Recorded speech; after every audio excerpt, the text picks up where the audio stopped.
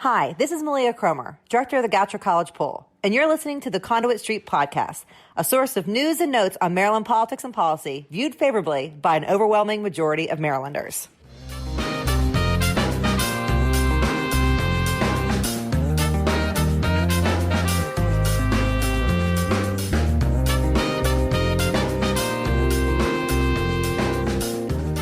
Hello and welcome to the Conduit Street Podcast. Kevin Canale back here with Michael Sanderson. Michael, it's been a crazy last few weeks. I'm glad to be back on here on Thursday, March 23rd, and we certainly have a lot to talk about. Yeah, it has been pretty nuts the last few weeks, and glad to get the two of us back in the saddle and sort of running through a handful of things. Feels like old times. I'm glad to be back at it, and honestly, I'm really feeling energized. I'm kind of pumped up, Kevin. Yeah, I mean, I get it. It does. Everybody's tired, but you're feeling energized. Is that because we had all of our county leaders in town yesterday, or because the session is going pretty well for counties, or what? Those are nice things too, right? It was nice. We had the Mako Legislative Committee in town, and so we had all of our county leaders wrap up some, do some final bill positions and that sort of stuff. So that was good, and I draw some energy from that. And I think on balance, our local governments are doing pretty well in the legislature this year, and we've been building new partnerships and getting some good outcomes on things. So I'm happy about that. But like, cards on the table, the thing that's got me really excited is, and you got to be with me on this, there was a report out this week saying dad jokes are good for the soul, and they're good for our kids. They're helping our kids develop their brain power and lateral thinking and innovative thinking and stuff like that. And I'm feeling very redeemed by this. Yes, I love that. I did see that report. I love it, and it's on brand. And I'm glad to know that we're making a difference, at least for my kids. So I'm gonna continue with the dad jokes. Michael, I have one for you if you're interested. Oh man, hit it. If April showers bring May flowers, then what do May flowers bring? Maybe they bring the Baltimore Colts to Indianapolis. Oh, well, that and pilgrims. Yeah, there we go. But I like the Maryland flavor of your answer. So yeah, it's good to know. It's good to know because we are dad joke guys, and longtime listeners will know that is frequently a big part of the podcast. So Michael, do you have one you want to throw out there? No, because we have this great news? I honestly feel like we've been unfairly maligned, that I pinned some of this on Eric Lutke, a friend of the podcast, and he's been a guest of ours and so forth, and now working with the governor's administration and leading a whole lot of policy issues. But he sort of hung around my neck. I'm sure I let go a dad joke on social media here or there, but I never felt like it was a centerpiece of the podcast. But he joined us and sort of dragged both of us as being contributors to this sort of scourge. So mostly I'm happy that, it turns out we were on the right side the whole time, and we're just doing right by the next generation. Yes, turns out it's not a scourge. Turns out it's good for the kids. So Eric Lutke, if you are listening, and I'm sure you are, we'll have to have a conversation. But Michael, enough about the dad jokes. We'll link that article to Redeem and Michael. But let's get into the General Assembly in Annapolis. So in the session, we're past crossover, and that usually means that things are coming into a clearer focus in terms of what the General Assembly is going to end up doing. Right. And I mean, that's sort of it. You get past the crossover date and so forth. So that's, we've talked about, I think, on the podcast, multiple cycles, how that's when things really start to come into shape. And also, the House and Senate have now taken their actions on the governor's budget plan and sort of the fiscal structure for the year ahead. So the things that we tend to follow big picture are coming into shape. And I feel like when we had our legislative committee in town just yesterday, what I heard from a number of them was, what we're interested in is, what do I have to do with my budget? We're sitting down right now back in the county seat with our budget director and our senior staff, and we're trying to sort out our local priorities, what's going to hit the ground for this year and maybe alter the county budget right away. So that feels like a topic that's on a lot of our counties' minds. And I thought for this week, you and I talking about that a little bit would be time well spent for our listeners. Everybody's talking about the state budget and that sort of stuff, which is fine. But hey, this is our brand, right? Yeah, absolutely. And I think it's pretty normal for, counties are developing their budgets right about now in each and every session. But I think especially after, the passage of the blueprint and as the blueprint obligations start to hit counties, I think now more than ever, and with moving parts this session in terms of education funding and what the obligations are, I think now more than ever, these questions are bubbling up, not just from budget officers and department heads, but also from principals, elected officials, like you said, Michael. So we can jump into that and let's give a taste of what this does mean for counties so far in terms of the budget and what the General Assembly is up to. So first of all, it's important to note that even though we're past crossover, the legislature isn't done. So some of this is conjecture, but we can give you, I think, a pretty decent read on what the General Assembly has done so far and what we think is to come, right? So Michael, first of all, can you talk a little bit about, we mentioned crossover, and I think most of our listeners understand what that means, but can you just give us a little bit of an explanation and why we're saying we have a much clearer idea, but things aren't necessarily wrapped up? Right. So I think we can take a swing at this. The big picture, I think, is once you've passed the crossover date, you generally have a framework of what the House of Delegates took on as priorities to get through the House and over to the Senate by that crossover deadline. The Senate has had their window of time to take their bills and their fiscal plan and act on them and send them over to the House. Ultimately, something's got to make it through both chambers in the same version to become law. But if you haven't acted on something by now, that's a pretty strong indication that this isn't the year, or something's too expensive or too complicated or whatnot. And this applies to, policy all the way down, not just the sort of fiscal things that I think we're going to talk about principally today, but generally speaking, things are in clearer focus now. There are exceptions to that rule, but it's a pretty good rule. We don't need to wait 3 more weeks until the General Assembly gavels out and is officially done. They'll drop the confetti at midnight on Monday in April, and it's all over. And then it's really final. Any bill that hasn't passed is definitely not going to pass this year. With 3 weeks to go, and with our budget people pacing the floors, we can kind of give a pretty decent forecast of here's what the House and Senate have done. They've rejected these ideas. This one's still in play, and these seem like they're on track. So that's what we're trying to do now, and do it in a timely way. All right, so let's start there then, and on the budget itself. So, Michael, this year, relatively little in the budget or the mini BRFA, the Budget Reconciliation and Financing Act, that directly affects counties. Yeah. It just wasn't that sort of setting this year, right? There wasn't a ton of nickel and diming in the budget. And even with a mid-session revenue write-down, not a major belt-tightening feel. So we don't see the cost shifting or formula spending that has been coming in tighter times.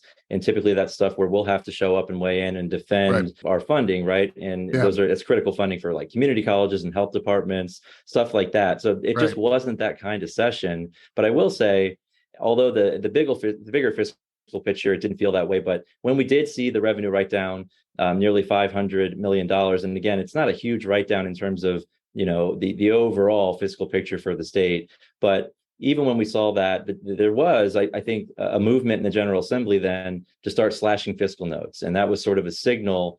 All of a sudden, you saw bills that maybe had a $5 million fiscal note.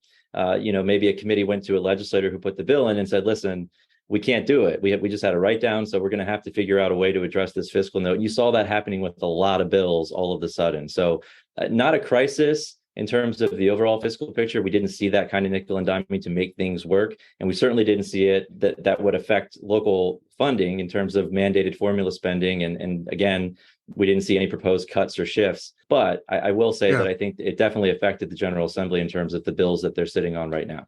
Yeah, we saw one particular flavor, which I'm sure we've seen in the past, but I feel like there are more of these bills this year than I ever recall. And that is, the legislature forever has had the ability to mandate something be funded in a future year's budget by the governor. So the governor shall provide $5 million for this new program beginning, in the next year's budget. So, for a bill this year, you wouldn't be talking about the FY24 budget that's already been proposed, but you could pass a bill this year saying for FY25 and for the next 3 years or for forever, the governor shall provide $5 million for this program or $20 million for this program or $200,000 for this program or whatever. Like, that's a tool the General Assembly's had for a long time. And I've lost count of the number of bills that I've seen move that started out as mandated appropriations in future years, and they've been amended by the committees in the General Assembly to become optional. So Right. here's the infrastructure for the program. We think it's a $5 million program. The governor may fund $5 million starting in FY25 to get this thing up and off the ground, but leaving it as a discretionary item. That's a different relationship between the General Assembly and the executive branch and the governor, I think very much ushered in by the revenue write-down, in a sense that we may not have capacity in FY24, 5, 6 to the level that we might have been thinking back in December, January, when revenues look super strong. Right. So a lot of shalls to mays in the out years, and trying to protect against those mandates in the out years, knowing that maybe the signals are starting to shift in terms of, the party's over. We're not going to see this amazing revenue growth in the out years. So, Michael, one thing that, is still an open question with the budget, and the House and Senate are both moving the budget. The House has already moved it. The budget is on the floor and it needs a final vote. But there is one thing that stands out and is getting some attention. There is some debate going on about spending extra money on education, but it's not really in this year's budget. Can you help us walk through that? I know they're trying to bolster the Blueprint Fund in the out years because, they could have a problem. They will have a problem unless they can put some money aside now, it seems, to bolster that and make it solvent for longer. Right. So that is one of the issues that I think the reporters covering state politics have found interesting, and this is getting reported widely a little bit. It's a little tough to understand, but short version is we knew this year's budget had some extra revenues, probably driven to some degree by extra federal spending and incentives and so forth. And so I think you and I had done a couple of rounds of conversation about fiscal circumstance and forecasting with our colleague Brianna January, talking about education funds and so forth. And when we saw the governor's budget proposal in January, one of the things it had was, let's take some cash now to the tune of $500 million and transfer it into our education trust fund and basically have it on hand for the future costs as we ramp up the costs of the Kerwin Blueprint. So this big multi-year plan of committing to the public schools and asking for higher expectations and better services through our schools, it's going to be costly. We know this is an ambitious program. It's going to take a lot of money. The state has an apparatus to fund it. And the voters of the state already did this through the Constitution, saying we're going to put a big chunk of casino money into the education trust fund for those purposes. So the state is kind of looking at the Kerwin Blueprint as pre-funded. They basically are paying for the old school formulas for school funding out of general funds today, out of just today's tax revenues from the sales tax and income tax and the lottery and that kind of stuff. And the education trust fund isn't really being called on to do heavy lifting quite yet.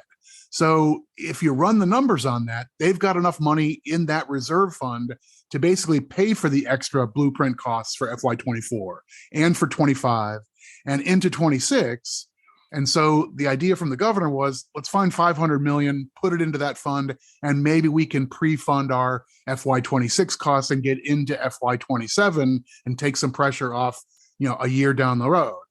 So that's what this debate is about, is the General Assembly now saying, that idea of doing some one-time stuff or setting some money aside rather than committing it in today's budget, and especially rather than committing it to something that's ongoing in nature, setting some more money aside for education may give the state an even stronger posture. So we push back that clock. It might be well into FY27 before you sort of run dry in the education trust fund, and you need the general fund to step up and do more. So that's what this is about, is taking some momentary sort of largesse or lagniappe and decide we can move this to education because we know we're making a commitment there.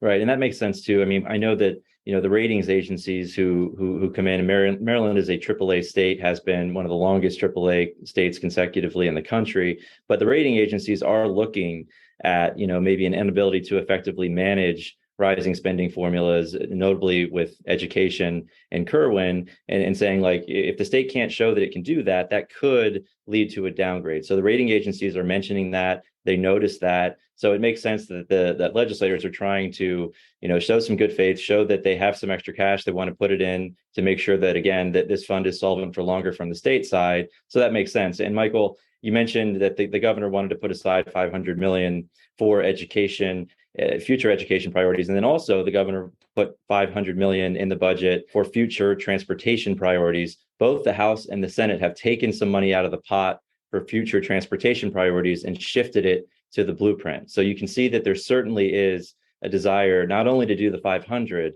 but even more than that for education to make that fund again solvent for longer. So that makes sense. And you can see the arrows pointing in that direction. Yeah, I think so. And there's a philosophical issue also about what's the right way to fund the transportation system. Mm-hmm. And so that's a side debate, and that might be its own entire podcast episode. But for the moment, that's another thing that's on their minds. But that's part of what's led to maybe they're pointing towards another 300 million going into the education trust fund this year. So, if you're following the bouncing ball there, that's what that's about. The idea of the state trying to get ahead of its commitment. And if that helps you when you talk to the ratings analysts up in Wall Street, and they love a plan, right? If you have a spending plan, they would want to hear that you have a plan to be able to afford it and to get there. So the dots all connect here, I think. Right. So continuing on the theme of education, we talked a few weeks ago with Brianna about some of the bills that are pending. Some of these would affect both the state and the counties. So that's something our counties would want to know right now. What's still kicking that might change my county funding requirement for the budget we're drafting right now, right? So let's get into that a little bit and see where those are as well, because that is important as you continue to put the pieces together in this puzzle. Right. So I think probably the best place to start is back in December, January, as we were looking at pre-filed bills and then looking at what might come in this year. Everybody's thinking about inflation or the school enrollment. I don't know. We probably did a podcast episode, but I'm sure we were having private conversations with county leaders and budget officers and so forth, saying, this feels like a wide debate. Might there be some extra layer of school funding that needs to show up to try and target inflation or try and target some newly discovered costs in early implementation of the blueprint and so forth. So I felt like this was a big asterisk. And back in Groundhog Day, if someone said, well, what's going to happen to school funding for this year? I probably would have given a shrug and said, your guess is as good as mine. It doesn't look like we're going to have a massive tectonic shift. I mean, a big one happened just in the counting of kids this year by sort of cross-checking with Medicaid rolls. We've identified a lot more kids who ought to be treated for the compensatory ed formula. That's extra funding that the state and counties need to come up with. That's its own sort of financial shock to the education system. And it means school formulas are more expensive this year anyway. But as far as legislation passing, it's relatively slim pickings. There's a bill that has moved already, got its movement by crossover. So that's the indication that the legislature is interested in passing it, dealing with the implementation coordinators. So one of the maybe lesser known facets of this whole plan was that every county needed to bring in a person to sort of ride herd over the rollout of the blueprint across the multiple schools in your school system. So needs to be a person like that in a big jurisdiction like Prince George's County, but also a person like that in a small district like Caroline County or Garrett County. We saw a bill introduced to say the state should fund those positions rather than ask the schools to just dig it out of their budget. That bill's now been amended to turn it into, but though the state and the county should have a split responsibility to provide the extra money on top of the formulas. The bill's not perfectly written, but that's the gist of that bill. So it looks like if that bill passes, then counties will probably get a revision to their funding requirements that might say, oh, on top of the old formula, you owe an extra, $70,000, which is your share of the salary and costs of the implementation coordinator, something like that. Not a $6 million change for any county, but some number on top of where you were. Right. And we've also seen a small acceleration of kids eligible for the pre-K seats. I think it's probably hard to know how much of an effect that would have, but the bill would take effect this year. Right. So that's a sort of a short-term acceleration of who's at the front of the queue to be offered free seats in publicly provided pre-kindergarten. We know that program is kind of off track for a number of reasons with facilities and providers and so forth. So the timing isn't quite spot on with that, but in the midst of that, the state seems to have said we probably should have included some classes of kids we didn't. But I don't think that one carries a giant fiscal note. I certainly don't know what it will look like. Right. So, I mean, just to sort of put a bow on this, I talk to our budget officers all the time. And I mean, we know that school funding is by far the biggest item in each county's budget. Prince George's County Executive Alsobrooks just released her budget last week. And I can tell you 62% of the budget is going to the Board of Education. So it's a big, big cost. And one fundamental element of knowing what exactly that number is knowing what the state is going to require. Lots of our counties end up doing more than what the state requires, but the state sets a floor. So in terms of our budget officers, in terms of county elected officials and department heads, if they're looking at a memo from late February saying what the funding floor is for their county, what should they be thinking now? What actions has the General Assembly taken, Michael, that could either increase that number or maybe even decrease that number? What can we be telling them? I think usually our general advice is sort of like hold the phone, right? Don't make a full commitment to a specific number. Like you're probably sitting on a memorandum that says your number is exactly this, and it's like to the dollar. That's probably not going to be the final number. I think the smart money is that they will do something with this implementation coordinator position, and maybe that's it. So I think it looks unlikely that there's going to be a big shock to those mandated funding numbers for the counties, but they may go up a bit. So like, my example before, maybe your number goes up by 50 or 100 grand as your share of the implementation coordinator. Maybe that's the only thing that moves that affects this year's budget. That sounds pretty good. I mean, in terms of the overall picture, but so you mentioned the implementation coordinator. This goes back to the blueprint. How much are we paying these coordinators in the legislation that we're seeing now? Yeah, it's a little weird the way the bill's drafted. It's a funny thing. The bill seems to say $150,000. Like the easy read of the bill is every county needs to find $150,000 salary for an individual who's going to, usher through the phases of the blueprint for the years ahead. And I don't know. In theory, I guess in a large school district with a dozen and a half high schools and so forth, that maybe this coordinator role really is a high-end, full-time, major, central cog in the wheel. Yeah, I mean, maybe that role makes sense for 150 grand everywhere. The bill's not 100% clear that you have to spend 150 grand on the person, but it kind of reads that way. I don't know what that means everywhere else. Right. Well, I mean, if that's the case, I can just see the person who gets the $150,000 gig in Somerset County or Garrett County. They're now out shopping for the big house in town, right? Because $150,000 in Garrett or Somerset is a lot different than $150,000 in some of the central Maryland counties where your money certainly doesn't go as far, right? Right. Yeah, exactly. Maybe you're like, maybe I can take a swing at buying Peakies down there. Whatever. Yeah. Peakies, man. Shout out to Somerset County. All right. So Michael, it's not in the state budget in terms of just talking about fiscal impacts of the session on counties. We do have to watch some legislation on tax policy because a fair amount of that has spillover effects on county budgets as well, especially when it comes to income taxes, right? Yeah. So, I mean, Maryland's the odd bird here. In other states, local governments generally get as their second revenue source on top of property taxes that a local sales tax is a really common thing. So just to the south, Virginia has a state sales tax, and then the local governments are authorized to have their own on top of it.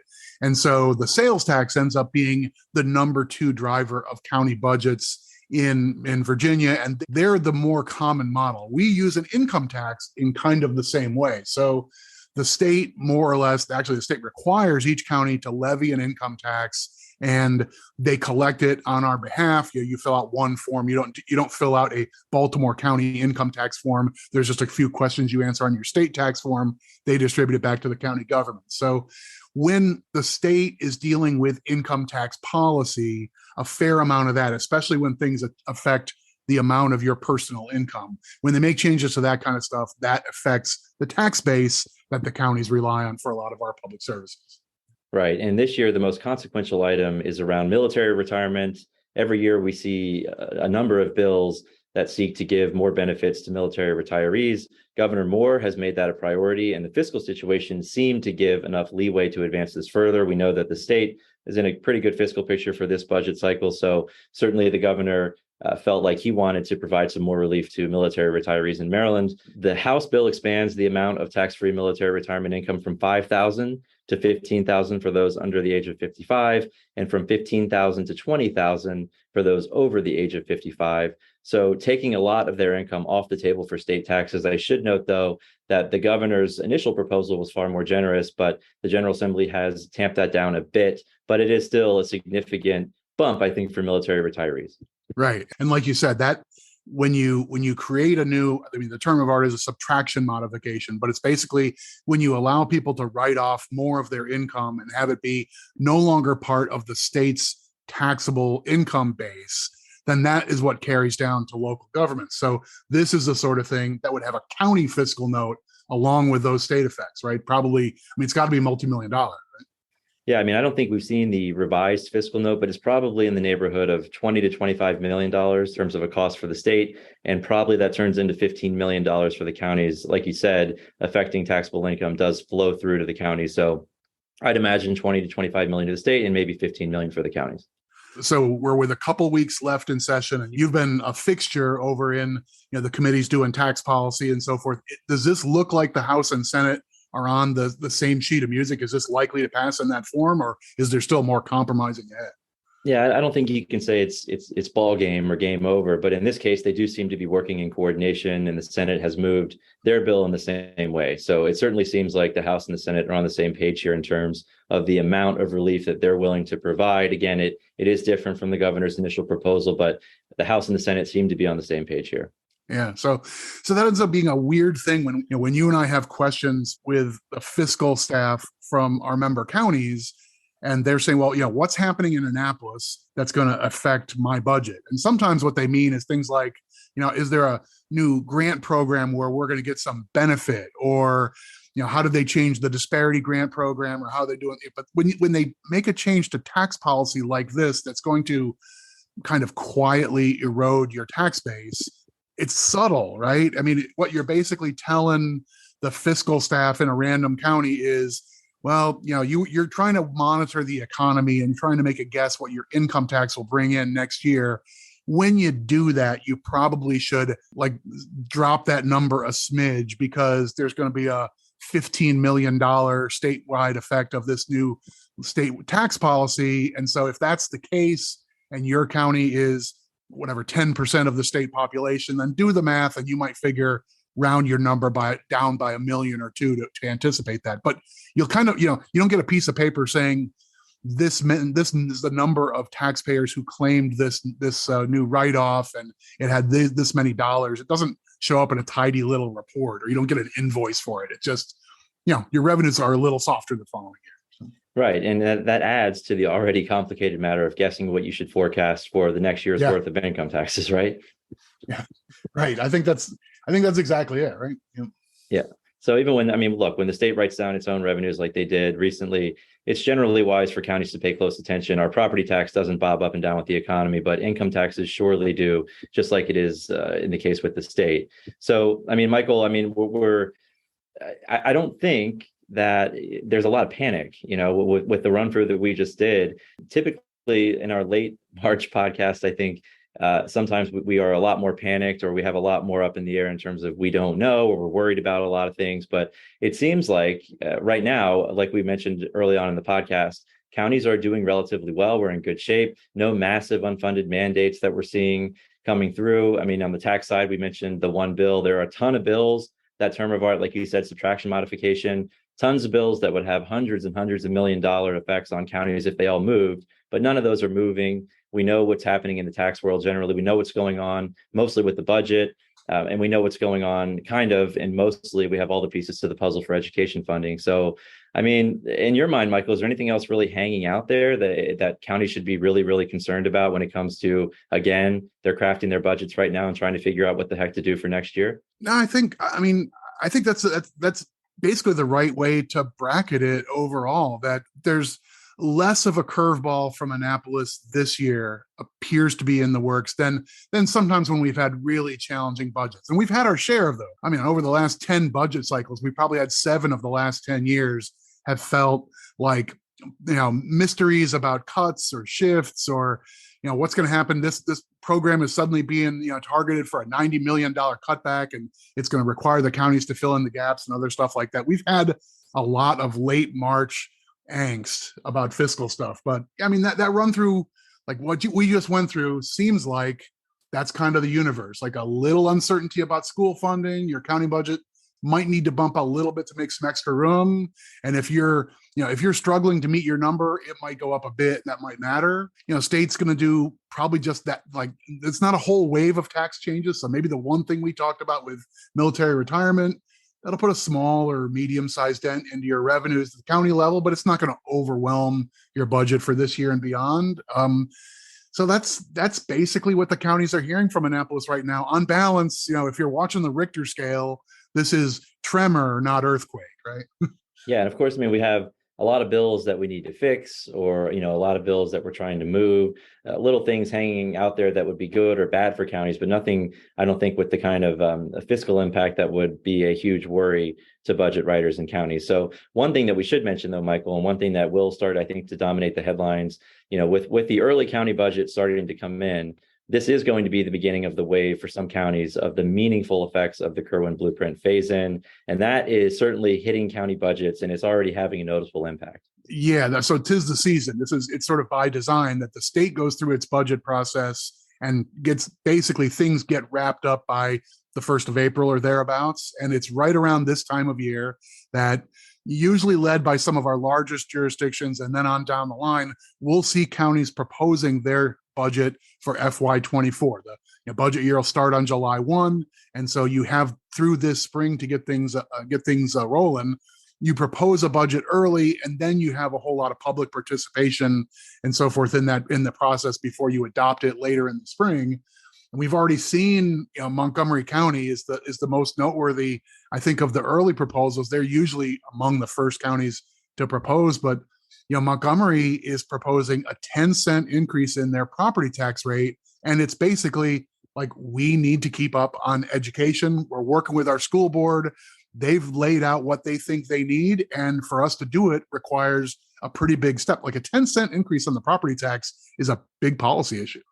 It is. And like you said, that money is being proposed in the budget to 100% be used to go to schools. So you can see the pressure. I know that they got a huge increase in the amount of money that the Board of Education requested. And I do think, Michael, look, these boards of education, these numbers, they're going to be requesting a lot of money. Like, these sticker shock items are going to continue. And it's not that I think that a lot of these they're not in bad faith, right? We know what the blueprint said. We know when they passed the blueprint, the economy was much different. We know that some of the salary numbers and what they thought it would cost to do this have certainly changed over the years. So these boards of ed are saying, look, we have to do this. We can't hire the person for that amount of money anymore. We need way more to do that. But the bottom line is, we have to do this. And so in order to hire the people to do it, we're going to need a lot more money than we thought. And so that's what counties are going to have to deal with right now. And again, I mean, some of these numbers are pretty shocking.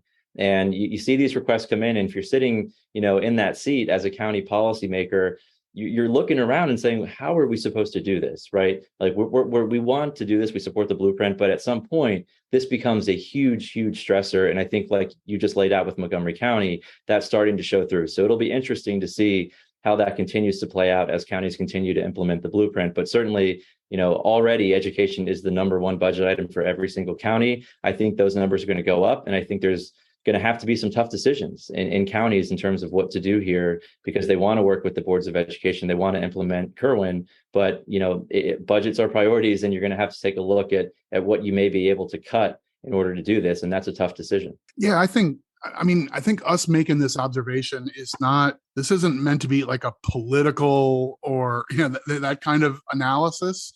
It's just math, right? I mean, it just as a practical matter, what the blueprint says is that over time, we're going to ramp up to full funding of this very ambitious plan.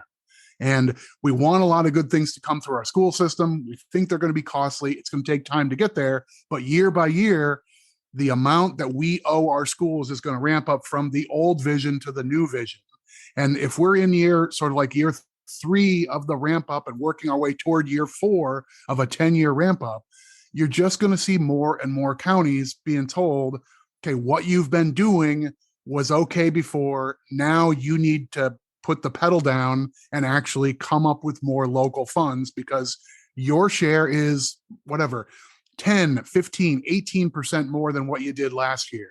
So step on it. And when the state says fund education, it's in the Constitution. There's all these provisions that if you pass a budget that doesn't have enough money and you don't get a very special hand minted waiver, the state can just grab your income tax and redirect it and so forth. So like, it's not a question of whether you do it. The state has said, we're going to do this together. We're going to mandate the state does its side. We're going to mandate the counties do their side.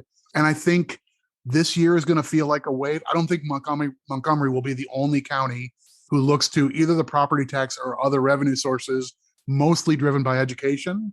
And then it's going to be more shoes drop next year and the following year. That's going to be what happens. And maybe you make choices, like you said, you make choices about, in order to fully fund the things we have to in the blueprint, then we're going to dial back on other things the county used to support and provide.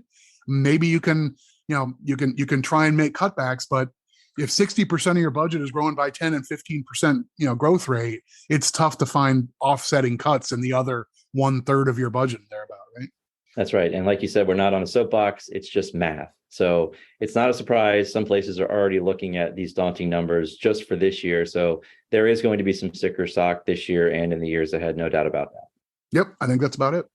All right, so let's leave it there. I think we've gone through a pretty good summation of where we are right now. As always, if you enjoy the podcast, please go ahead and subscribe. That way, all of these episodes will be sent directly to the device of your choice. You can also follow along on social media, Facebook, Twitter, and then, of course, our Conduit Street blog. But for Michael Sanderson, this is Kevin Canale signing off, and we will talk to you soon.